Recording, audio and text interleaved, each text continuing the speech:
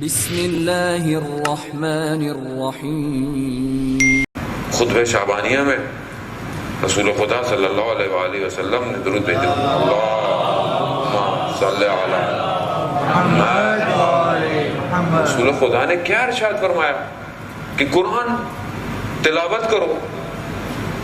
اب ہمارے شروع ہو جاتا ہے بعض سے جو میں مولانا نجیب جہری صاحب قبلہ موجود نہیں ہے، انہوں نے آرٹیکل لکھا ہے ابھی یہی خطبہ شعبانیہ کی تشریح پر، اور بہرحال انہوں نے لطف کیا کہ مجھے بھیج دیا، تو اس میں سے میں چیزیں ایام میں آپ کی خدمت میں دیتا رہوں گا۔ قرآن ہمارے ہاں کیا چیز غلط رائج ہے؟ ماہ رمضان میں قرآن شروع کر دیا تو پورا پڑھنا پڑ جائے گا، ایک یہ غلط کانسیپٹ ہے ہمارے یہاں کہ بھائی پڑھتے نہیں ہیں کیوں وہ پورا پڑھنا پڑ جائے گا، جبکہ کوئی ایسی بات نہیں ہے۔ قرآن سورہ مزمل میں خود کہہ رہا ہے کہ جتنا پڑھ سکتے ہو پڑھو، جتنا پڑھ سکتے ہو پڑھو۔ بھائی پورا پارہ پڑھ سکتے ہیں پورا پارہ پڑھیں، آدھا پارہ پڑھ سکتے ہیں آدھا پارہ پڑھیں، ایک جز پڑھ سکتے ہیں چھوٹا، ایک کوارٹر پڑھ سکتے کوارٹر پڑھیں، ایک صفحہ پڑھ سکتے ہیں ایک صفحہ پڑھیں۔ حدیث میں ہے کہ جو اس ماہ میں ایک آیت کی تلاوت کرے گا اسے پورے قرآن کا ثواب ملے گا۔ اب آپ جتنی آیتیں پڑھیں گے اتنے قرآن کا ثواب ہے۔ سورہ حمد پڑھیے آپ نے 7 دفعہ قرآن کا ثواب مل گیا آپ کو۔ اب اس سے آسانی اور کیا ہے مجھے بتائیں؟ اب آپ بولے مولانا آپ خود ہی پڑھ لیا کریں، ہمیں ثواب بخشتے ہیں۔ میں یہی کر سکتا ہوں، میں آپ سب کو ثواب بخش دوں گا جو میں پڑھوں گا۔ میں خود بھی تو کچھ کروں میں عزیزان محترم، کو تھوڑی سی تو ہل جل ہونی چاہیے نا، تھوڑا سا ٹائم نکال لیں آپ۔ اب رمضان میں یہاں بڑی آسانی ہے آج کل، جیسے بعض آفس 1-8 بجے بند ہو جاتے ہیں، پھر شام کو کھلتے ہیں، پھر گیپ ہے، ہم خوش بہت ہیں، لیکن خوشی کس بات کی ہے؟ نیند پوری ہو جائے گی۔ ٹھیک ہے، یہ بھی حدیث میں ہے کہ جو اس مہینے میں سوئے گا سونا بھی ثواب ہے، لیکن یہ سونا کہیں چاندی بھی نہ بدل جائے، اس لیے بہتر ہے کہ تھوڑا آدمی سوئے بھی صحیح، تھوڑا سا قرآن بھی پڑھے۔ تو کتنا اچھا ماحول ہو، آپ گھر میں بیٹھے ہوئے، اگر گھر والے کچن میں مصروف ہیں، آپ اگر بیٹھے ہوئے ہیں، آپ قرآن کھول لیں پڑھ لیں، بچے آپ کو دیکھ رہے ہیں، کیا معنویت ہے۔ حدیث میں عزیزان محترم وہ گھر جس میں قرآن کی تلاوت ہوتی ہے اہل آسمان کے لیے، اہل عرش کے لیے، جس میں ملائکہ بھی شامل ہیں، ان کے لیے یہ گھر ستاروں کی طرح چمکتے ہیں، جیسے ہمارے لیے تاریکی میں ستارے چمکتے ہوئے نظر آتے ہیں۔ اگر آپ چاہتے ہیں کہ آپ کے گھر کی شہرت عرش پر ہو تو قرآن کی تلاوت کریں، مگر کیونکہ ہم مادیت میں اتنے گرے ہوئے ہیں، اتنے زیادہ پھنسے ہوئے ہیں کہ کون پڑھے۔ اچھا ابھی قرآن رمضان شروع ہوتا ہے تو ہمارے یہاں میسج بھی شروع ہو جاتے ہیں، بھائی قرآن پڑھنے کے علاوہ فکر بھی کرنی چاہیے، تدبر بھی کرنی چاہیے۔ وہ کہتا ہے میں پہلے پڑھ نہیں رہا تھا، فکر کون کرے گا؟ چلو بھائی یہ بھی نہیں ہو رہا آپ سے۔ نہیں ہے، دیکھیں قرآن کا دیکھنا ثواب ہے، قرآن کا سننا ثواب ہے، قرآن کا پڑھنا ثواب ہے، اور فکر تدبر تو اس کا اگلا مرحلہ ہے۔ لیکن آپ بسم اللہ تو کریں تھوڑی سی، آپ پہلے پڑھ لیں، آپ نہ فکر نہ کریں، فی الحال تدبر نہ کریں، آپ پڑھنا شروع کر دیں کم از کم، پڑھیں تو صحیح کم از کم۔ اب اس چکر میں بھائی ہم قرآن پڑھتے نہیں ہیں، ہم لوگ فکر کرنے والے لوگ ہیں قرآن پر، وہ اس چکر میں ہم پڑھ ہی نہیں رہے۔ ایسا نہیں ہے عزیزان محترم، ماہ رمضان میں تلاوت کا الگ ثواب ہے۔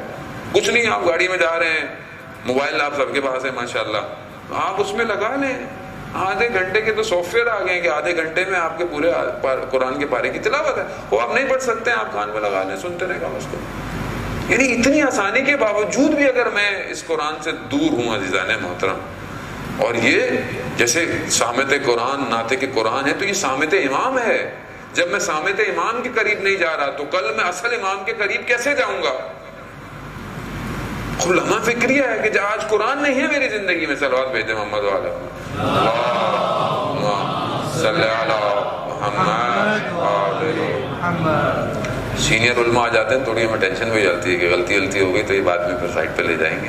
بہرحال انشاءاللہ اللہ کرے گا غلطی نہ ہو، اور آپ لوگوں کو تو مسئلہ نہیں ہے، ہم کچھ بھی پڑھتے ہیں ٹینشن نہیں ہے، لوگوں کے لیے مسئلہ ہوتا ہے ہمارے لیے، یہ نہ ہو یہ بعد میں جا کے بولیں یہ کہاں سے پڑھا تھا میں نے۔ تو بہرحال اللہ تعالیٰ دے کہ ہم صحیح باتیں پڑھیں، تو ان کی صحت و سلامتی کے لیے ایک دفعہ صلوات پڑھتے ہیں، اللہم صلی علی محمد وآل محمد۔ تو عزیزان ہم پڑھنے کی عادت ڈالیں، آپ تھوڑا سا پڑھیں قرآن، کوشش کریں، دیکھیں یہ ایک چھوٹی سی تبدیلی ہے، اور قرآن کی جو تلاوت ہے وہ یہ سمجھ کے کریں گے یہ کلام الہی ہے، دنیا میں دیکھیں نا، دیکھیں دنیا کو آپ دیکھیں، یہ وہ کتاب ہے کہ جو دنیا کی سب سے اوتھینٹک کتاب ہے. یہ وہ کتاب ہے کہ جس میں کوئی تبدیلی نہیں آئی ہے. یہ وہ کتاب ہے جو کلام الہی ہے، اللہ کا کلام ہے، اور ظاہر اس کا یہ ہے، اس کے باطن تو کتنے پوشیدہ ہیں. اس چیز کے اثرات ہیں. صرف یہ نہیں بس آپ ثواب کے لیے پڑھ رہے ہیں، اس کے قرآن کی تلاوت کے آپ کے بدن کے اوپر اثرات ہیں، باڈی کے اوپر اثرات ہیں آپ کے اوپر.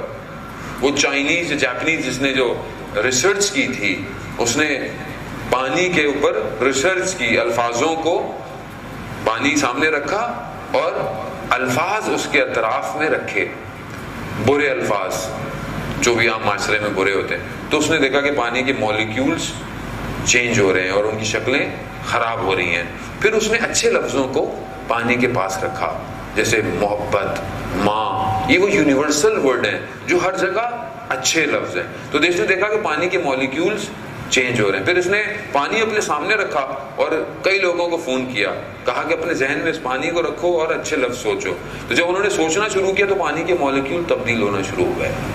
یعنی دنیا کے اندر آپ کی سوچوں کے اثرات مرتب ہوتے ہیں.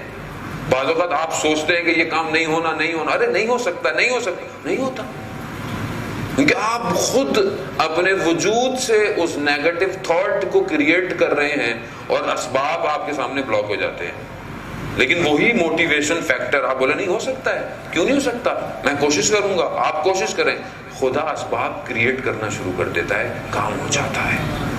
انسان طاقتور ہے. چھٹا امام ارشاد فرماتے ہیں کہ مرد اپنے ارادوں کے ساتھ پرواز کرتا ہے. انسان کے ارادے کا بھی ہونے چاہیے. خیر اس نے دیکھا کہ یہ پانی کے مولیکیولز تبدیل ہو رہے ہیں. پھر اس نے دیکھا کہ سب سے بیسٹ پوزیشن پانی کے مولیکیولز کی کس وجہ سے ہے. تو اس نے جب چیک کیا، ٹیسٹ کیا، تو دیکھا کہ جب تلاوت قرآن کی جاتی ہے تو پانی کے مولیکیول اپنی بیسٹ فارم میں آ جاتے ہیں. اب آپ مجھ سے زیادہ بہتر جانتے ہیں ہمارے بدن میں 70% کیا ہے؟ پانی ہے. جب ہم قرآن کی تلاوت کریں گے تو ہمارے بدن میں مولیکیول کتنے بہترین ہو جائیں گے، چہرے پر کتنا نور آ جائے گا، زبان جھوٹ بولنا چھوڑ دے گی، غیبت کرنا چھوڑ دے گی، کان کے اوپر اثرات مرتب ہے. یہی تو کمال ہے اسلام کا. جانے وطن وہ صرف آپ کے ظاہر کو نہیں صحیح کر رہا، وہ آپ کے باطن کو صحیح کر رہا ہے. اور یہی باتیں ہیں جو ٹریول کر کے جائے گا اس عالم کے اندر. ظاہر تو یہی ہڈیاں پوسٹ سب ختم ہے تھوڑے دنوں کے اندر، وہاں تو کوئی اور نظام ہے. اس کو ہم صحیح کریں. دوسرا عمل تدبر کا ہے قرآن کا، کہ ہم فکر کریں، جتنا موقع ملتا ہے ایک آیت کے بارے میں سوچیں. کتنی بہترین ہے. بعض اوقات انسان تلاوت قرآن پڑھتا ہے، خدا کلام کر رہا ہے، اپنے بندے سے گفتگو کر رہا ہے. آیات ایسی آ جاتی ہے کہ انسان کی زندگی بالکل ایسا لگتا ہے کہ خدا اسی سے ہی بات کر رہا تھا. کتنی ایسی آیات آپ جب پڑھ رہے ہوتے ہیں اور آپ ترجمہ کریں تو ایسا لگتا ہے کہ آپ سے پروردگار کچھ کہنا چاہ رہا ہے. اور زندگی کے سارے مسائل، چیزوں کا حل ہمیں بہترین طریقے سے قرآن دے رہا ہے. جہاں اگر ظاہر آیت ہم نہیں سمجھتے تو ہم اپنے مفسرین کو، اہل بیت نے جو تفاسیر حدیث بیان کی ہیں، ہم ان کی طرف چلے جاتے ہیں. کتنی چیزیں ہیں جو قرآن کے اندر ہیں.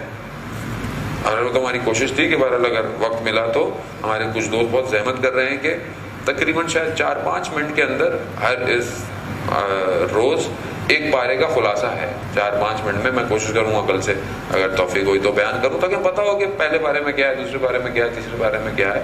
یہ تھوڑا بہت ہمیں پتہ ہونا چاہیے. ظاہر مطلب وہ ہیری پوٹر کی کتاب جب ریلیز ہوتی ہے لوگ لائنیں لگا کے خریدتے ہیں، اور وہ صرف تخیلاتی ناول ہے، اور وہ بھی اس میں شیطان پرستی ہے ساری، اور وہ لائن سے لگے ہوئے لوگ. لائن لگتی ہے یورپ میں کتاب خریدنے کے لیے. ہمارے یہاں بھی بڑا پوز مارا جاتا ہے. جو ہمارے یہاں بھی کچھ فیملی ہیں نا ہیری پوٹر شیلف میں رکھتے ہیں کہ نا ہمارے بچے ہیری پوٹر پڑھتے ہیں. وہ ٹھیک ہے، پڑھے، بری بات نہیں، اسٹوریز پڑھے، لیکن جو حقیقی کتاب ہے، احسن القصص قرآن کہہ رہا ہے کہ ہم نے بیان کی ہے، وہ ہم کتنا پڑھتے ہیں؟ کتنا ہم اپنے بچوں کو موٹیویٹ کر رہے ہیں؟ کتنا ہم بچوں کے لیے کام کر رہے ہیں؟ قرآنی چیزوں کو بچوں کے لیے کتنا کیا ہم نے آج تک؟ اب جب مولانا کچھ بتا دے کہ یوں کرنی چاہیے، اسٹوری بنانی چاہیے، اینیمیشن بنانی چاہیے، سب آ جاتے ہیں. مولانا صاحب پھر کب بنا رہے ہیں آپ؟ سارا کام مولوی نے کرنا ہے، ہم نے کچھ نہیں کرنا، باتیں کرنی ہے. سارا کام مولانا کر لے. مولانا اگر کچھ لے لے 4 پیسے لے لے, کھا گیا پیسے دے کر, مولانا صاحب کا کام یہ تھا پیسے. بھائی یہ کام پروفیشنل کا ہے, مولوی کا کام نہیں ہے یہ. مولانا صاحب بتا سکتے ہیں, آپ پروفیشنل کو ہائر کریں, آپ کام کرائیں, آپ بھی تو کوئی ذمہ داری لیں. ساری ذمہ داری ہم مولانا ہی لے لے زندگی کی.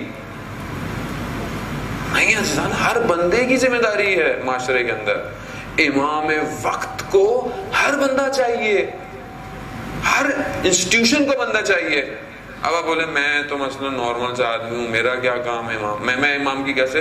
وہ دیکھیں تہران میں موچی تھا کہ جس سے وقت کے امام نے یہ کہا کہ اگر میں تمہیں ملنے نہ آؤں ہر ہفتے تو کیا ہوگا. موچی تھا, کہتا ہے مولا میں مر جاؤں گا.